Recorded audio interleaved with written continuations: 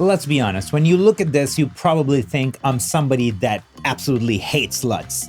That is not true. Not all LUTs are created equal. Now let me ask you this, what do you think some of the best Hollywood looks, including Joker, has in common, besides that they're being graded by the best talent on planet Earth? Majority of them used Kodak 2383 film print. Good news is that you have that available in DaVinci Resolve for absolutely free, but there's a huge but.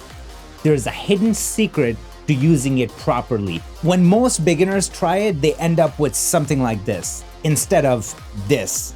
Well, get super pumped because on Monday, May 3rd at 11 a.m. Pacific time, I will be doing a live webinar where I will show you how to use FPE inside DaVinci Resolve the proper way to get the Hollywood look. Plus, by signing up, you will be automatically entered to win my Freelance Colorist Masterclass. I will be picking 3 winners at the end of the training. We'll wrap up the training with an extensive Q&A. These questions will be curated before and during the live training. Oh, and one more thing.